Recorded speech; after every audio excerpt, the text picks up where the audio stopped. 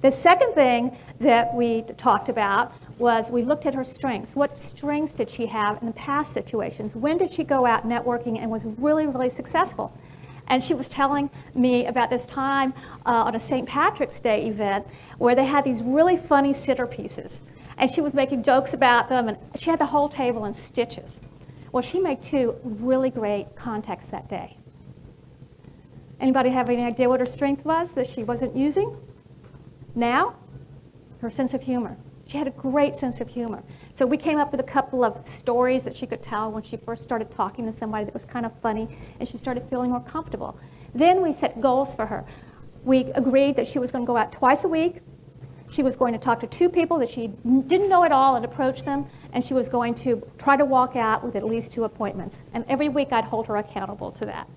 She started really enjoying herself when she started going out. She started meeting people. She started setting up appointments. She started making friends with people. They give her referrals. And all of a sudden, she started having appointments and getting sponsors and getting members. Her boss, who had brought me in the first place, was thrilled, and she even got a raise. So the moral is, to get out of the pit, you need to shift to positive thinking. So what I'd like to do now is I'd like to take just a moment to pair up and to talk to each other about some alligator pit that you're in. And I want you to think about what value you bring to the situation, that your past strengths, and your goals, and see if you can get yourself out of that pit. So I'm going to give you about 2 minutes for one person and 2 minutes for the other person. Some alligator pit you're in.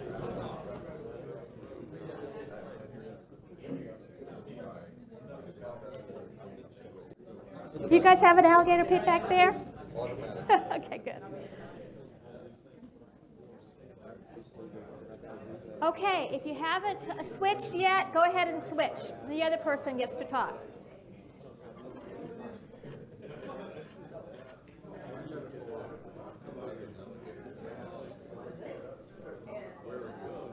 Okay, now stop. Anybody want to share their alligator pit?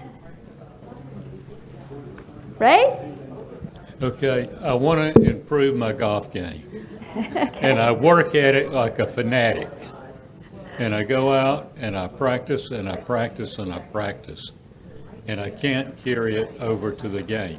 Okay. I can get better practicing. Well, you've really got to think about your value, about what you bring to that game, and concentrate on that. And you've got to think about your past strengths when you have been successful, and then setting goals on getting there. And being that you're from Florida, you really have a problem with alligator pits, I bet. Anybody else like to share their alligator pits? Sure. So the alligator pit that I think I'm in, it really has to do with my kids. So my kids play sports. We have a group of parents who no longer are getting along. Mm-hmm. You know, it's impacting the kids, but I haven't thought through what the action items are, what the solution is, but it's a pit. Yeah. That we're in. Yeah, well, look at the value, what your value and your past experiences have been, and look to the past, and look to your, I kind of think of the value as being more things that you know about and research you can do, and your education, while looking at the past as you can look at your past strengths. What have you done in the past that you really have used your strengths? And then when you're going to the future, how can you set some goals here where, you know, how I'm going to make this right by this time. What do I have to do in order to talk to what people, to talk to what, officials or whatever to get to that point. But if you clarify your plan of action and what you add to the situation, then you can get there much easier and more likely. So thank you both for sharing. Thank you. So hopefully that gives you some ideas to get out of the alligator pit. So next, let's talk about staying out of the alligator pit.